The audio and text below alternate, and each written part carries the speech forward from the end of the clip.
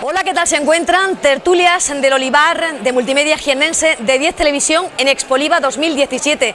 Segunda entrega, la de hoy, política agraria comunitaria. El dinero que llega desde Europa, las ayudas para el sector productor de nuestra tierra. No es un asunto baladí, preocupa sin duda alguna. Dentro de pocos meses habrá que negociar una nueva política agraria comunitaria, la que entrará en vigor en 2020. No ha comenzado las negociaciones, pero sí una consulta previa, una conferencia sectorial en el mes de marzo, Ministerio de Agricultura, comunidades autónomas, representantes del sector, para ver de qué manera podía arrancar este nuevo planteamiento de la normativa comunitaria. En principio, a priori, el debate parece que comienza con alguna serie de inconvenientes a los que habrá que hacer frente. Retirada del Reino Unido de la Unión Europea. Esto tiene que hacerse frente a 3.600 millones de euros. También, por otro lado, esa prioridad de la Unión Europea de incrementar el presupuesto para cuestiones relacionadas con la seguridad ante la amenaza terrorista. A priori se teme que esto pueda repercutir finalmente en ese presupuesto que finalmente va a llegar al sector productor. Queremos hoy conocer cómo se plantea este nuevo debate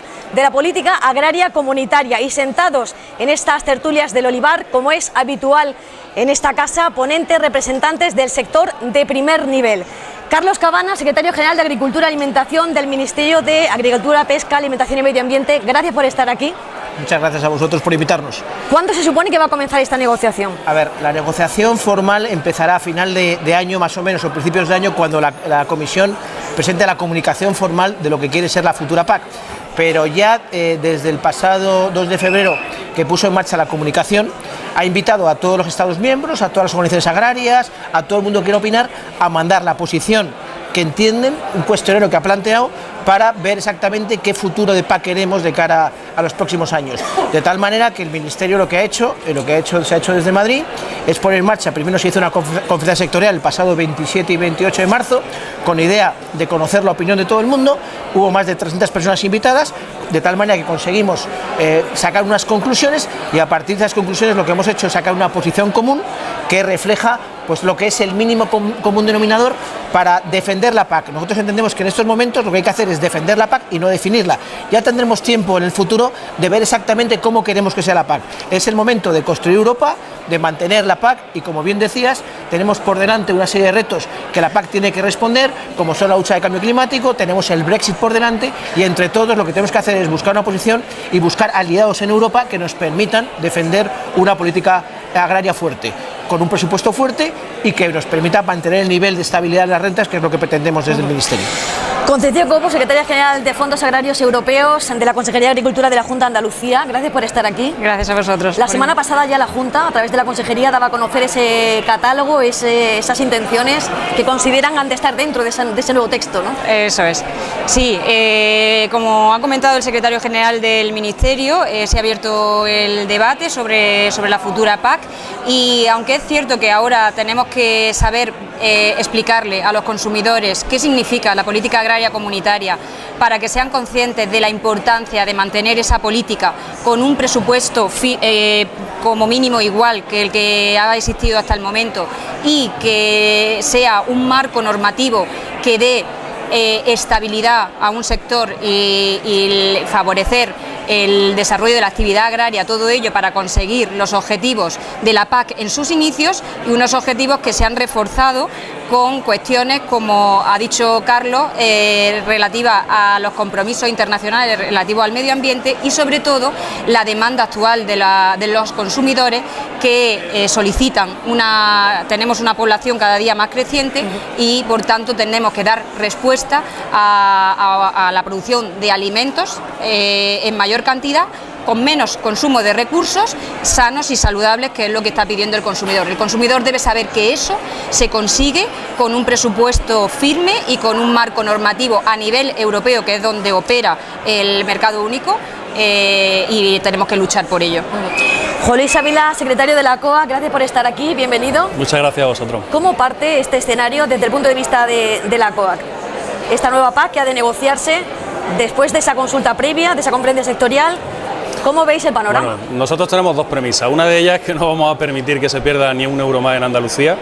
Yo creo que tenemos argumentos más que de sobra para que no haya un paso de ayuda de la zona donde tradicionalmente han estado y donde están perfectamente asentadas en base a un montón de criterios relacionados con el uso eficiente del agua, con 1000 factores relacionados con el empleo, con el asentamiento de las poblaciones rurales, con 1000 factores, y eso lo vamos a pelear a muerte. Yo creo que va a ser la clave para nosotros en estos próximos años, el trabajar, el que no se produzca esa deslocalización de las ayudas, y luego por otro lado, como siempre hemos insistido, en el mercado. Para nosotros el mercado es fundamental, se tienen que poner esos mecanismos de regulación de mercado en marcha, pero de una forma clara. No se puede seguir con ambigüedades que no permitan que realmente los mecanismos que hay disponibles se puedan poner en marcha de una forma sensata y de una forma lógica. Creemos que la autorregulación del sector es a corto plazo el objetivo máximo al que pueda aspirar este sector. No podemos estar con un paso de 1,80 a 4 euros en el precio del aceite. Tenemos que buscar una estabilidad que yo creo que es buena para los productores y también es buena para los consumidores. Cristóbal Cano, secretario provincial de la UPA en la provincia de Jaén, gracias por estar aquí. A vosotros. Planteamientos desde la UPA para esta nueva política agraria comunitaria. Bueno, esta nueva política agraria comunitaria, por añadir algo nuevo a lo que ya se ha comentado, partimos de la base de que hay criterios que hay que reforzar. Agricultor activo es un concepto que ha quedado muy laxo bajo nuestro punto de vista. Las ayudas deben de ir a los productores, a los que se juegan su tiempo y se dedican a la actividad agraria. No puede ser que gente externa al sector vea en la PAC una estabilización de sus rentas que nada tiene que ver con criterios como los que defendemos. Asentar la población al medio rural, porque en nuestra región, en Andalucía, que nos jugamos mucho, porque solo Andalucía recibe más dinero de la PAC que 21 países de la Unión Europea y Jaén prácticamente un tercio de esos fondos. Estamos hablando de que en la provincia de Jaén, por centrarnos en donde estamos, la gran mayoría de pueblos no tiene otra alternativa. Estamos plenamente consolidados, hemos avanzado mucho en modernización de explotaciones, en dinamismo de nuestra almazara. Hoy en día prácticamente el sector se ha dado la vuelta, si vemos hace 20 años a lo que es hoy, y eso es gracias a las políticas acertadas, mirando al medio rural y mirando la realidad de nuestros pueblos. Si, como se ha comentado aquí en la mesa, se articulan medidas que ahora no es lugar del debate, ahora es buscar el máximo presupuesto en Europa, ir todos a una y en conjunto ya habrá tiempo de regionalizar esa ayuda, porque en esa conferencia sectorial de comunidades autónomas se escucharon cosas bastante preocupantes para Andalucía, en el sentido de que, por poner algún ejemplo, había alguna comunidad autónoma como La Rioja que hablaba de tasa única, o el viceconsejero del País Vasco que planteaba excluir a los jubilados de la ayuda, con lo cual son cuestiones preocupantes bajo nuestro punto de vista, que no es ahora el momento. Como digo, el momento es, el partido se está jugando en Europa, vamos a sacar el máximo de allí y la clave está en aplicar unos criterios justos para Andalucía, no solo que no perdamos, sino que recuperemos los que nos quitaron en el anterior marco. Francisco Molina, o Paco Molina, como le conocemos aquí en el sector, secretario general de Asaja en nuestra tierra, bienvenido.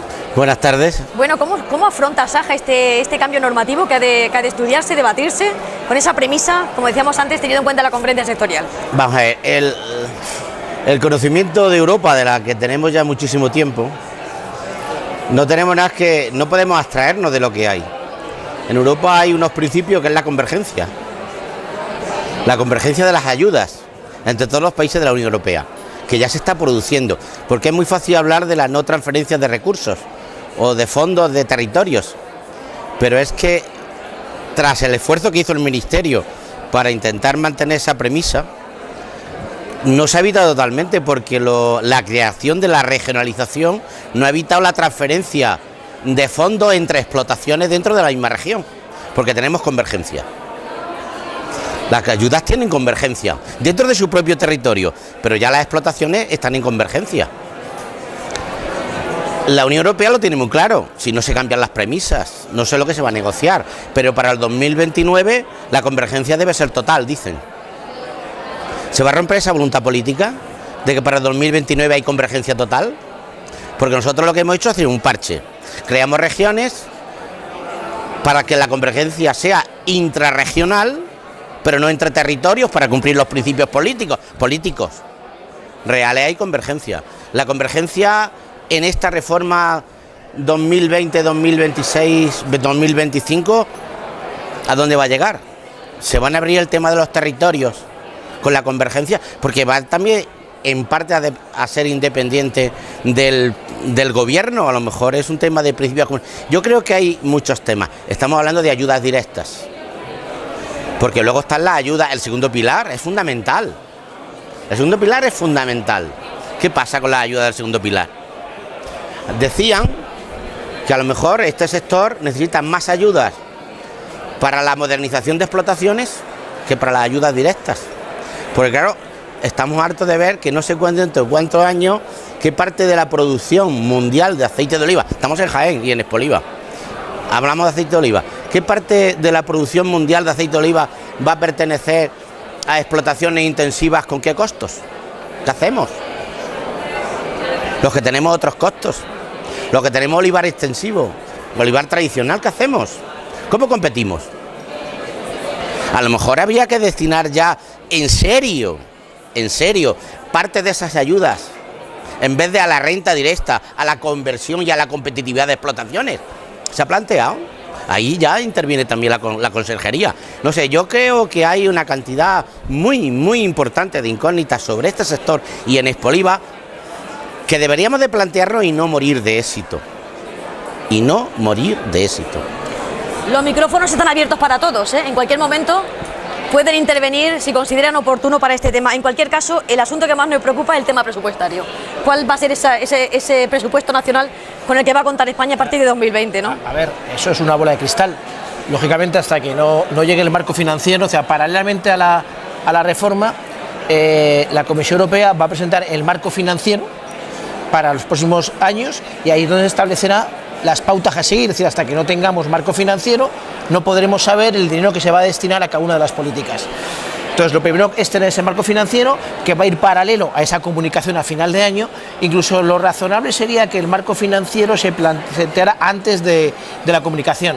Más o menos nosotros pensamos que a final de año tendremos la propuesta del marco financiero y a partir de ahí podremos saber.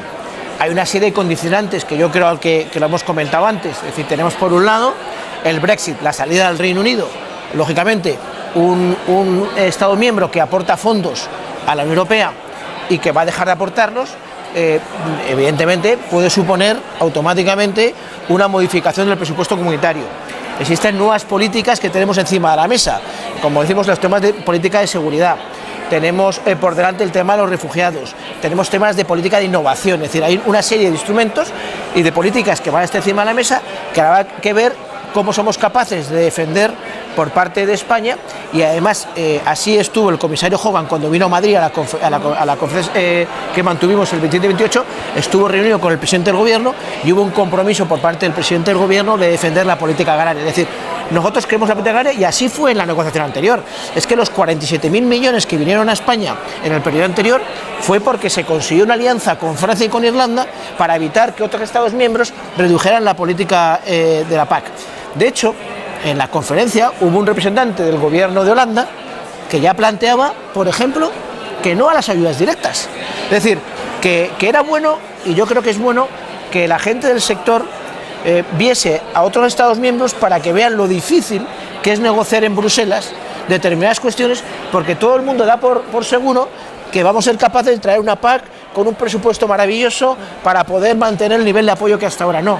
Eso hay que discutirlo con países que están no a favor de una PAC como la que tenemos hasta ahora, sino una PAC más dirigida al mercado, que nosotros compartimos, pero al menos tenemos que seguir manteniendo ese nivel de apoyo a las rentas a través de las ayudas directas, que es lo que nos diferencia, por ejemplo, de los holandeses, o que nos puede diferenciar de Dinamarca, o nos puede diferenciar de Suecia, o que nos diferenciaba del Reino Unido.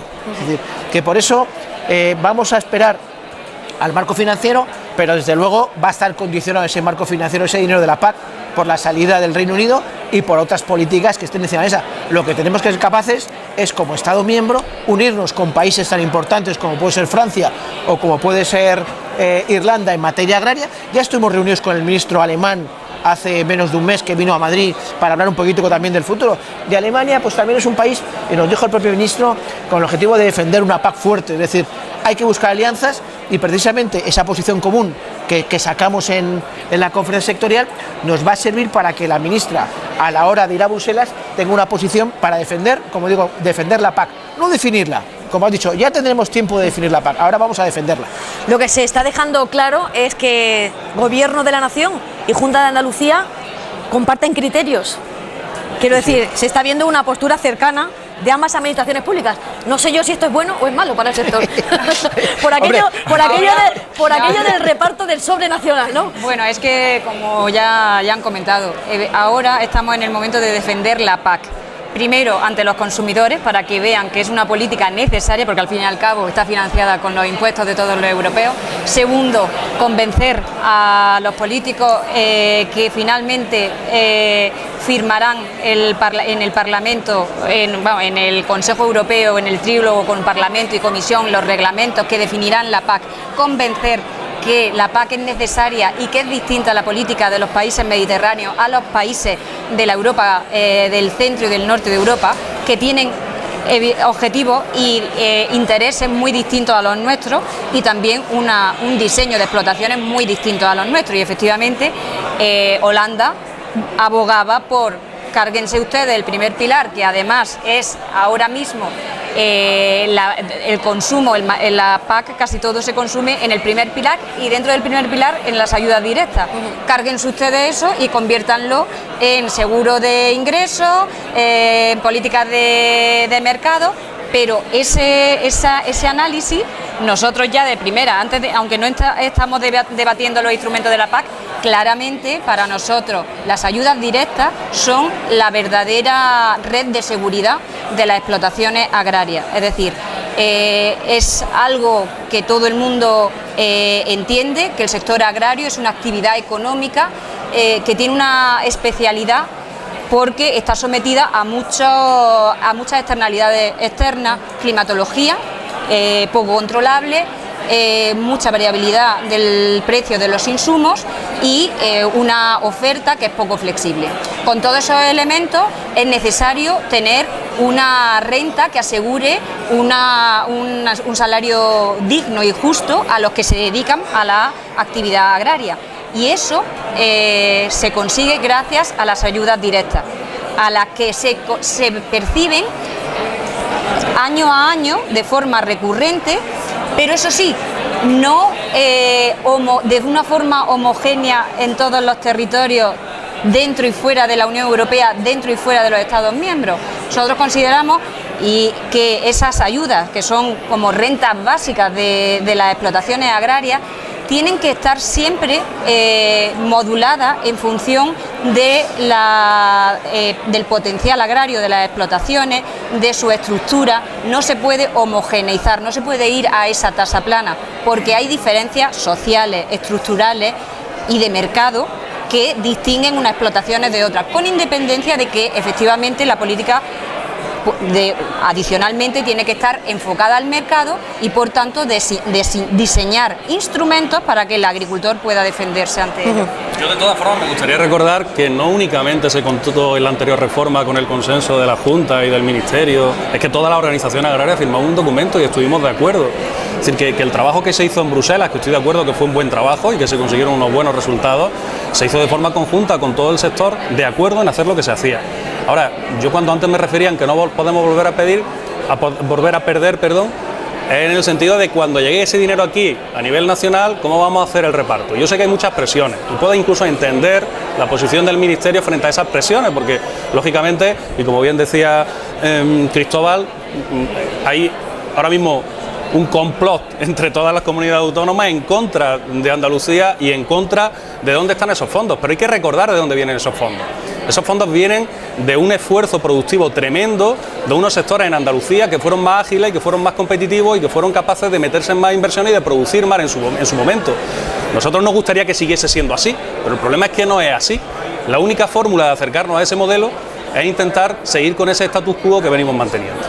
Y eso es lo que vamos a pelear. Yo creo que no estamos peleando ninguna locura, estamos peleando que el dinero venga a los sitios donde realmente se está haciendo una agricultura productiva, dinámica, eficaz, y que quitar un euro en esos territorios supone el perder población, aumentar desempleo, en desestabilizar un poco a nivel agronómico y a nivel de cultivos todo el marco mediterráneo y toda la nación. En la cuestión que es muy importante, que es legitimar la ayuda ante la sociedad, creo que estamos todos de acuerdo en que es un papel fundamental en este momento del partido. Es muy difícil que un ciudadano entienda que jugamos todos con las mismas reglas, y me explico. No puede ser que no haya topes de ayudas por arriba, que haya expedientes de ayuda que cobran 300, 350.000 euros, que el global, que solo el 1,23% de los solicitantes se llevan más del 20% del presupuesto, que el 20% de los solicitantes se llevan el 80% del presupuesto de la PAC en pagos directos. Es muy difícil de entender. Esas explotaciones parten de una situación de privilegio. Son rentables por sí mismas mucho más que las pequeñas y medianas explotaciones, que son las más frecuentes en nuestra provincia, en Jaén. Más de 80.000 expedientes, menos de 5.000 euros de ayuda de percepción. Con lo cual, estamos hablando, cuando ponemos encima de la mesa amenazas como el Brexit, estamos de acuerdo, como los refugiados, como el gasto en terrorismo, tal. Lo que realmente a nosotros nos influye en nuestra provincia es los criterios de reparto que se haga de ese cheque nacional. Porque hay criterios de reparto que se pueden poner en marcha, como son los topes de ayuda por arriba, que en otros países se ha hecho, un tope de 150.000 euros de ayuda máximo, creo que es razonable. 25 millones de la antigua peseta solo de subvención, a cualquiera persona que le expliques que tienes derecho a cobrar mucho más, ya estás perdiendo legitimidad bajo nuestro punto de vista. Ese pago redistributivo, esa modulación, ese cobrar por las primeras hectáreas, cuantas más hectáreas tengas, menos importe de ayuda.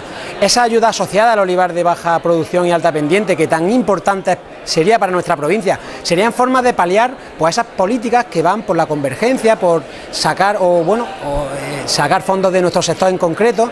Hay que articular medidas para que esa amenaza, porque todos los ojos, como bien ha dicho Juan Luis, están puestos en Andalucía, pero están puestos en Andalucía porque ¿qué importancia tiene en el PIB regional la agricultura en Andalucía frente a otras regiones? ¿Cuánta población en el mundo rural vive en Andalucía si la comparamos con otras regiones? Si te vas a otras regiones que tienen otras fuentes de riqueza, creadas también con el esfuerzo muchas veces de gente de esta tierra, pues vamos a ver si hablamos de legitimar la ayuda con muchos argumentos. Salía a colación el tema del olivar de baja producción y alta pendiente, fuera de las salidas acopladas en este marco comunitario en vigor. Es el asunto que más están denunciando colectivos agrarios y que más, podemos decir, están recriminando al Ministerio de Agricultura, ¿no?, de que quedaran fuera. Yo creo que hay que... Es algo de contar, pero voy a intentar resumirlo. En primer lugar, el primer aliado de la Junta de Andalucía siempre ha sido el Ministerio. Y lo digo porque cuando se estableció la reforma, el modelo de regionalización estaba pensado exclusivamente para el olivar y para el regadío, para diferenciarlo. Y de hecho, gracias a ese modelo de regionalización, el olivar en la provincia de Jaén está en los niveles más altos. Creo que el tabaco en la provincia de Cáceres es de los pocos que están fuera de los niveles tan altos de ayuda que hay en la provincia de Jaén. Y precisamente hicimos un modelo de regionalización para salvaguardar al olivar de Jaén. Y además hicimos una cosa, nos trajimos al comisario Cholos y lo trajimos a Jaén y a Córdoba para que viera la realidad productiva de esta provincia y que viera que no se podía aplicar una tasa plana, que era el objetivo inicial. Y establecimos un límite máximo de convergencia para que no las explotaciones pudiesen, es decir, pusimos todos los mecanismos para salvaguardar el olivar. Hubo un tercer aspecto que se negoció al final ya de lo que estábamos hablando, que era el tema de las ayudas acopladas. Establecimos, antes de decidir qué ayudas acopladas eran las que entraban y las que no, establecimos unos criterios que los establecimos todos los que estábamos en la mesa. Y cuando se decidió qué sectores se acoplaban o no, se establecieron en función de esos criterios que habíamos establecido. Y a partir de ahí fue la decisión que tomó el Ministerio con el resto de las comunidades autónomas. Y es más, el año pasado, cuando la Junta de Andalucía propuso la incorporación, porque era la fecha límite que teníamos para poder incorporar el olivar, el Ministerio lo que dijo es que eso es una discusión que se tiene que ver entre todas las comunidades autónomas, y había 16 contra 1. Y si me equivoco con Siemens, es decir, eran 16 contra 1. Y yo siempre he dicho que cuando te has preguntado, nosotros vamos a ser siempre el aliado, y para nosotros Andalucía es prioritario. ¿Cómo no va a ser para nosotros prioritario la comunidad autónoma que tiene 1/3 de lo que es la producción en este país, que tiene las ayudas, que tiene un sector vinculado al medio rural. Lo que pasa que nosotros como árbitros que somos a nivel nacional tenemos que buscar soluciones para todo el mundo. Y voy a poner un ejemplo, y perdonadme y así no me enrollo más. La última solicitud que tenemos en relación con la prórroga de la PAC. El día 6 de abril, me parece que fue, la Junta de Andalucía vino con una propuesta. Quien defendió la propuesta de la Junta de Andalucía, y si me equivoco que lo diga Conchi, fue el Ministerio. Y dijimos, es necesario prorrogar, hoy por ti, mañana por el resto, es decir, vamos a colaborar. Y hubo comunidades autónomas que no estaban de acuerdo, pero lo aceptaron.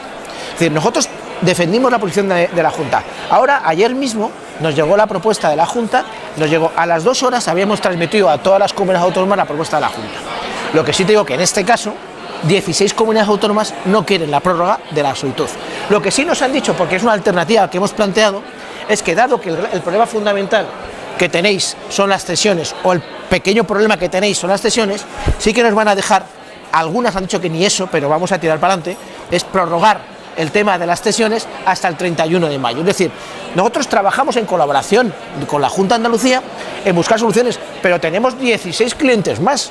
Luego tenemos que trabajar con todo el mundo en buscar soluciones que sean equilibradas. Y os puedo asegurar que siempre el Ministerio ha buscado posiciones que entendamos que responden a los criterios más o menos razonables. Eso no significa que siempre acertemos, pero que desde luego la voluntad del Ministerio siempre ha sido buscar soluciones para que todo el mundo pudiese más o menos convivir. Hay que recordar que cuando empezó la anterior reforma había gente que se hubiera gustado quedarse con el 20 o con el 25%. Es que no se sabía si iba a haber dinero para la PAC. Es que luego cuando hubo dinero, oye, más o menos, los agricultores y ganaderos en este país más o menos han quedado más o menos como estaban. No digo que todos, pero más o menos han quedado como estaban. Otra cosa es que hay menos agricultores, otra vez que hay menos incorporación de jóvenes, y todo eso influye en el balance. Pero hay que recordar que el dinero no son de las comunidades autónomas, el dinero es de los agricultores y ganaderos, a diferencia del desarrollo rural, que ese dinero sí que es de las comunidades autónomas. Lo digo un poco por calificar las ideas, Aquí se me caen los papeles. Sí.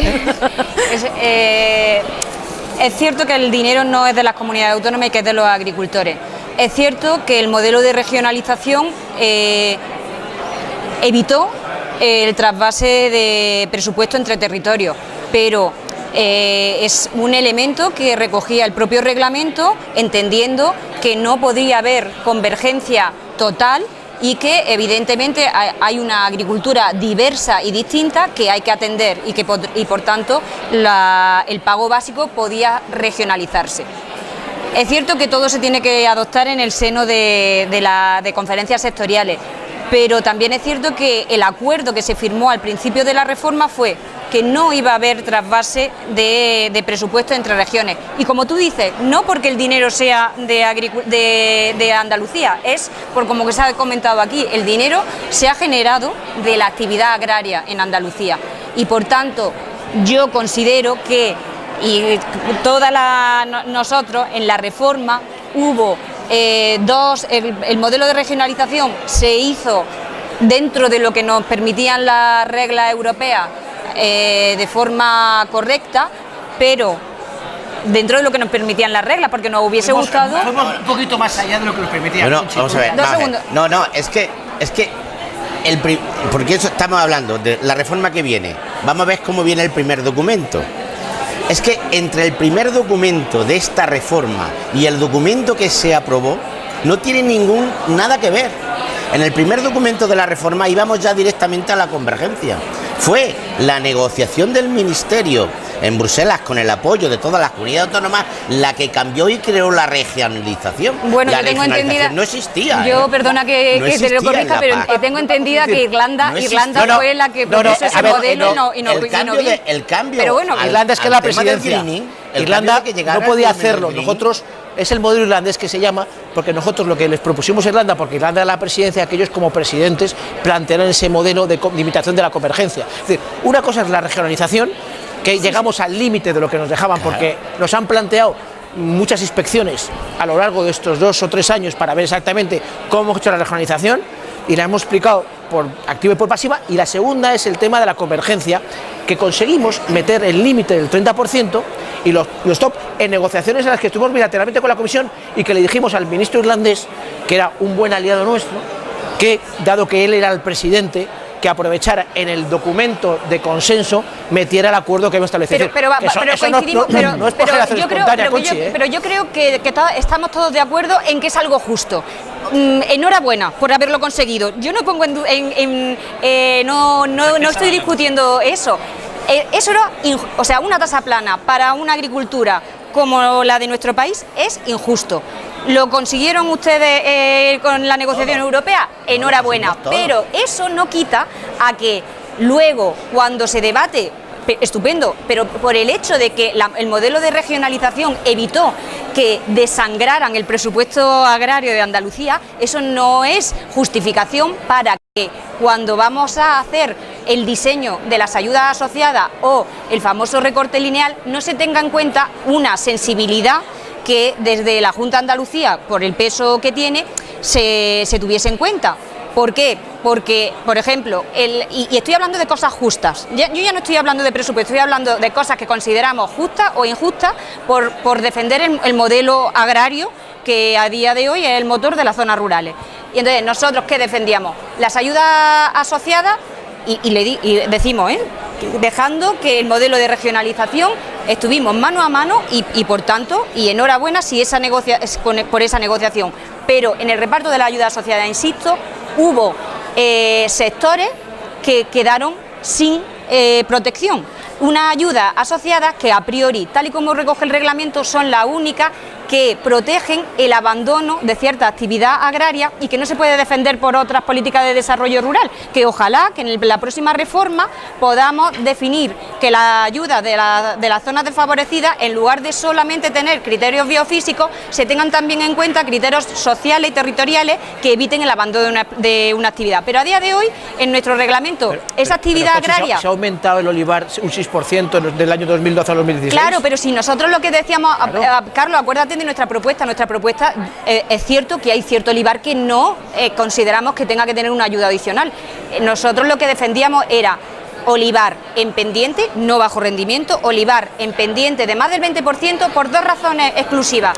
Tiene unos costes muy elevados y no tiene cultivo alternativo. Y como han dicho, y sobre todo está ligado a zonas rurales, que es su dependencia económica. A mí lo que no me vale... baja producción en vez de olivar dependiente. Porque tiene cultivo alternativo. Porque tiene cultivo alternativo. No, si es que si hablamos de olivar de baja producción, no, Jaén no entra. Claro que no, pero... Porque dentro de la media nacional, la producción media de Jaén es muy alta. Yo me estoy... Ahora, si es verdad que tiene especiales dificultades, volver a la discusión anterior, yo creo que no es bueno, porque lo que hay que hacer es de cara al futuro. El olivar dependiente. Es malo intentar priorizar aquellas zonas. Es que vamos a ver, a mí lo que no me vale, Carlos, es el argumento de que yo tengo 17 hijos y les tengo que dar de comer a todos. Yo entiendo, y te he dicho antes, que entiendo totalmente la presión de que hay 17 que te están pidiendo cosas. Totalmente, al Ministerio hay 17 comunidades autónomas que le están pidiendo cosas.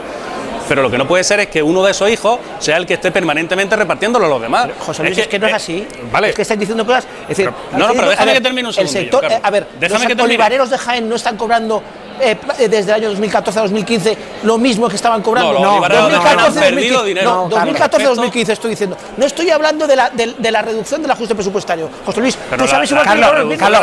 Pero no es por la reforma. Pero no fue por la reforma. No, fue por una voluntad. Fue por una voluntad de que al final hubiese una distribución del dinero distinto. Pero se hubiera aplicado Andalucía igual. Luego no habléis de Andalucía en general. No, porque nosotros tenemos una realidad que hace que cualquier movimiento. Un 0,5% de ¿por qué hacéis las cosas para que únicamente afecten a la provincia de Jaén? Coño, entonces ¿para qué la vamos a hacer? Para que afecten a otras provincias. Un momento.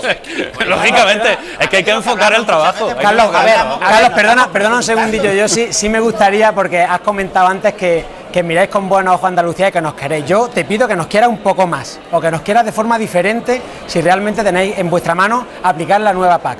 Porque en hechos concretos, la gran mayoría de agricultores de olivareros de la provincia de Jaén cobran en torno a un 14 o un 16% menos que en el anterior régimen. Y es una realidad palpable. Por mucho, Carlos, perdona, que se quiera volver a no nombrar el pasado o hablar de otra cosa. La modulación del 8,64%, lineal a todos, es la única tasa plana de este marco. Y eso es lineal a todos.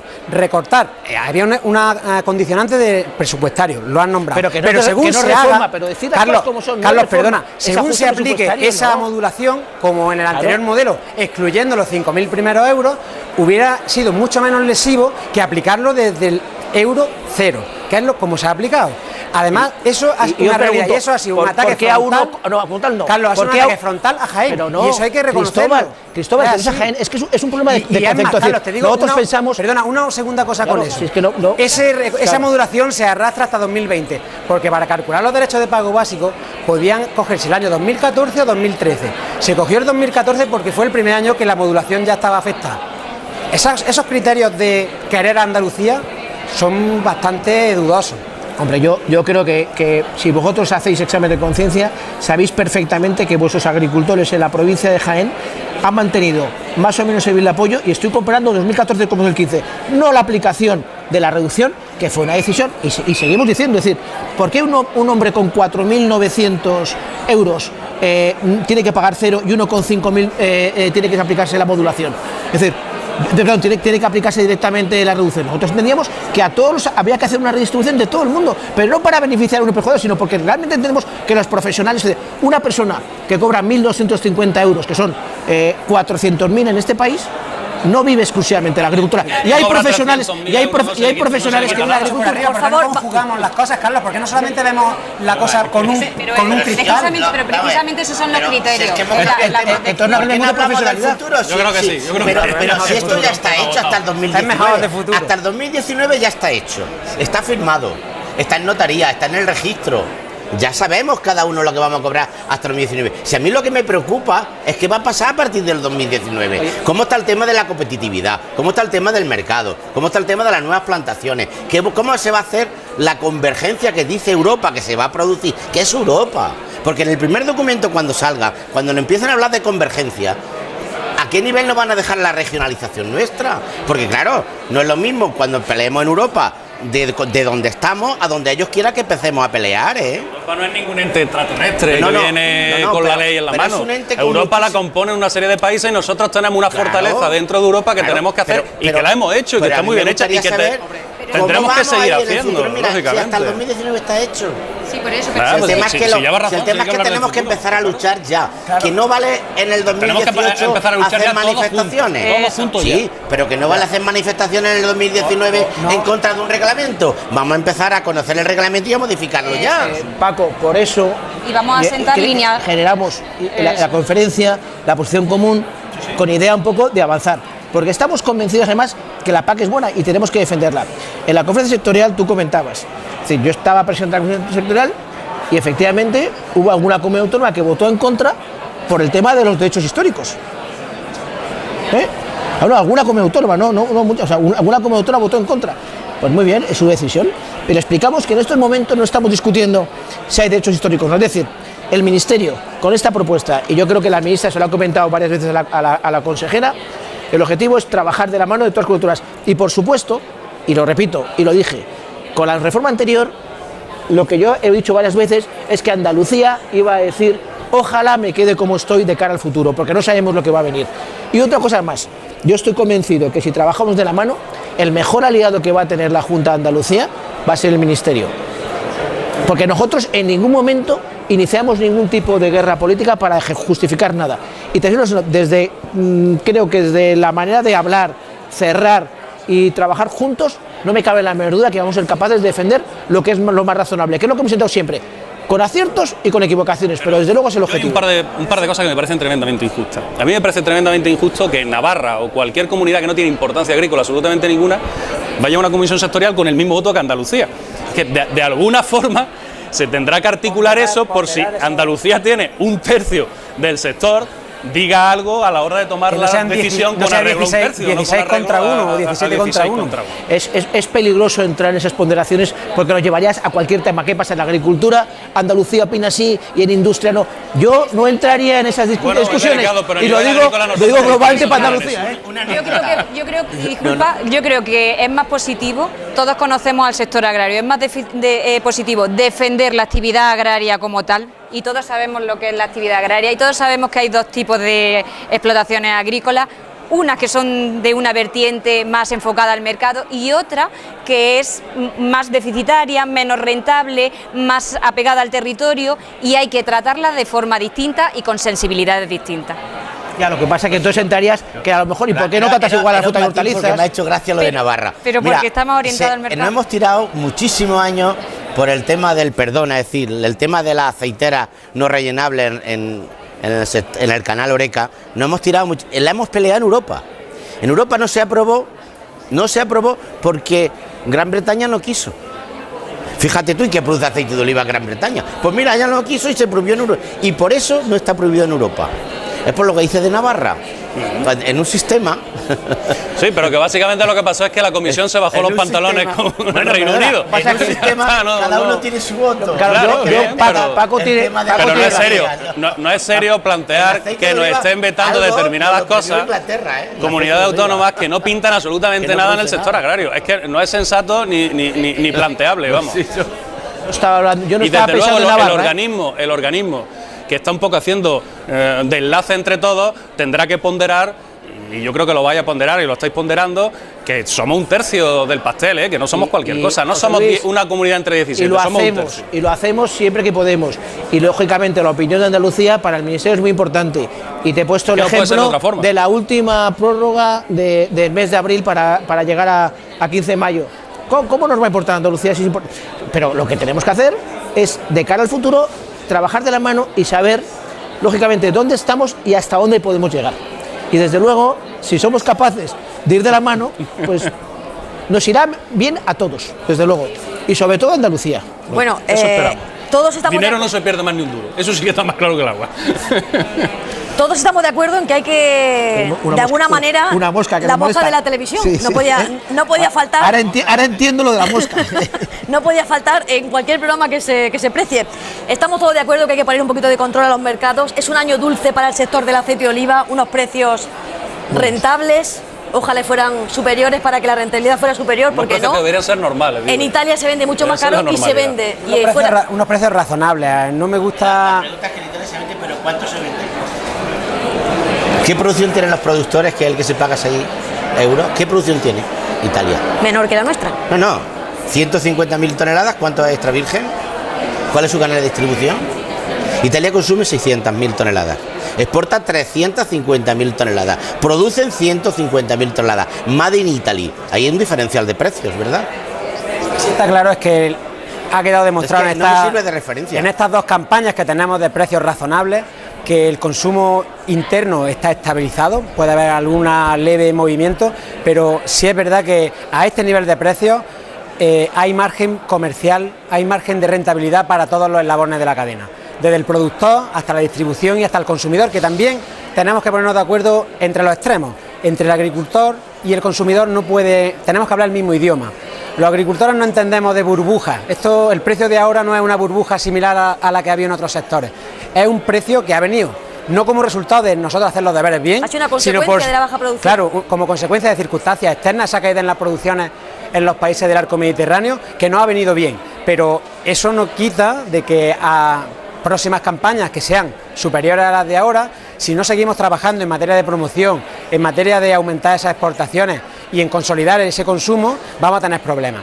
Y el olivar tradicional, el olivar más mayoritario y más frecuente en Andalucía y en Jaén, tiene que diferenciarse de otros tipos de plantaciones más industriales, entre comillas, que salen mucho más baratas producir, y esa diferenciación debe de ir, por una parte, bajo nuestro punto de vista, con el apoyo específico de las administraciones, es básico y fundamental, y con diferenciarnos en la producción, en intangibles ligados al territorio, ligados a formas de producir sostenibles, ligados a la marca Jaén, a la IGP que se está poniendo en marcha.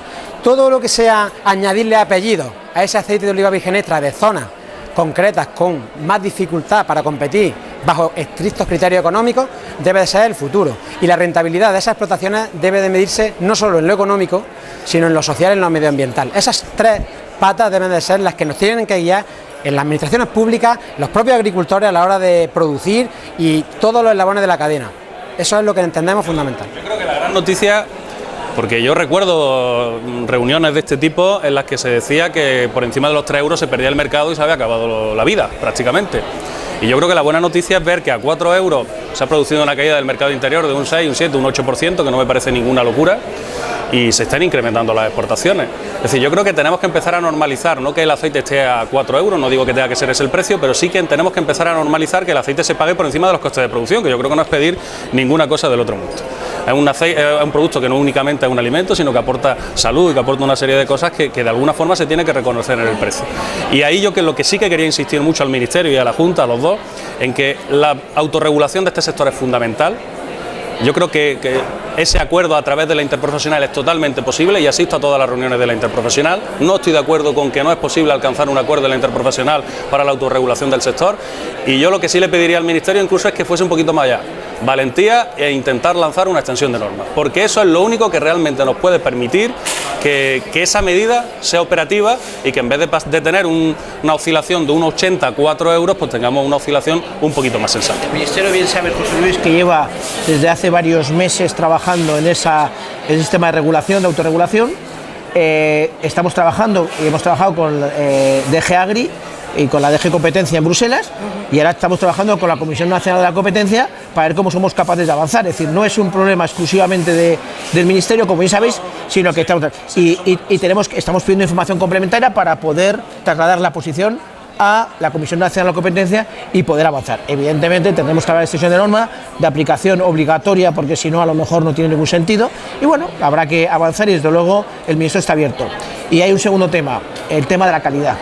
Tenemos que seguir avanzando en los temas de calidad. Sí. Es decir, los mercados exteriores cuesta mucho abrirlos, pero se pierden rápidamente. Luego yo siempre traslado al sector la importancia del autocontrol, la importancia de la calidad, el trabajar todos juntos en evitar el fraude, de tal manera que seamos capaces de mantener los mercados exteriores, que evidentemente están ahí. Somos capaces de mantener más o menos unas exportaciones en torno a las 860.000 toneladas de media en los últimos 5 años, pero evidentemente tenemos posibilidades de incrementar la producción y tendremos que dar salida tanto interna como externa. Yo creo que estamos ante una oportunidad que yo me atrevo a catalogarla como histórica. El que tengamos ese modelo trabajado desde el Ministerio y que hay que alabar, y que además son sensibles a las aportaciones que le hemos hecho desde las organizaciones agrarias, para pulir ese modelo de organizaciones de productores, para pulir ese mecanismo de estabilización de precios, de regulación.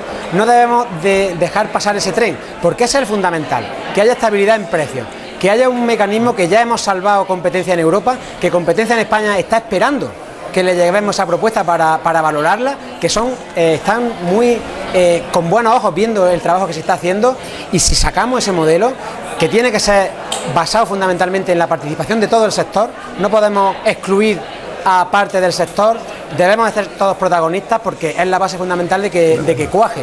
Si eso lo sacamos, yo creo que tenemos mucho recorrido y evidentemente vamos a trabajar por ello, y enhorabuena de verdad al Ministerio por los pasos que se están dando, por ser sensibles sobre todo a las aportaciones que vienen, y vamos a seguir trabajando. Sabes que estamos totalmente de acuerdo en ese tema. Evidentemente sabes que hoy el tema de la interprofesional está cerrado totalmente en Bruselas, por la competencia de Bruselas no admite la interprofesional, sí el tema de la organización de productores, no, la extensión de norma. Hombre, extensión de norma no, pero la extensión de norma hay que ser valiente y tirar para adelante con ella. Pero si es que lo demás no va a funcionar.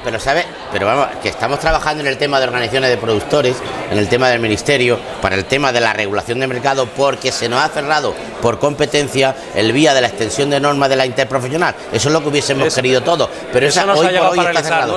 Y lo que no podemos quedarnos es 10 años esperando a abrir una negociación política en Bruselas de competencia, y vamos a empezar a trabajar con las organizaciones, pues mira, entrando yo todo te digo el mundo, una cosa, Paco, yo no tengo ninguna prisa en negociar esto ahora que está el aceite a 4 euros. Yo tenía prisa cuando estaba a 1,80. Y cuando estaba a 1,80 aquí nadie se preocupó de esta medida. Yo no tengo prisa en negociar. Ahora que está a 4 euros no tengo prisa. Lo que hay que hacer es agotar las vías y buscar una medida que realmente sea efectiva, porque si no, ¿para qué queremos las medidas? Para que luego el Ministerio o la Junta nos diga, si ya hemos puesto una medida y no sirvió para nada. Para eso las queremos. Juan Luis, que estamos trabajando ya. Sí, no, pero en la de productores, que es la vía, ¿no? Yo creo que las dos vías deben estar abiertas y deben explorarse. En ese sentido, yo coincido plenamente contigo que ahora es el momento de trabajar en ese sentido, no pararnos, no quedarnos con la miel de lo bien que está ahora mismo el precio, sino prepararse para cuando vengan mal dadas.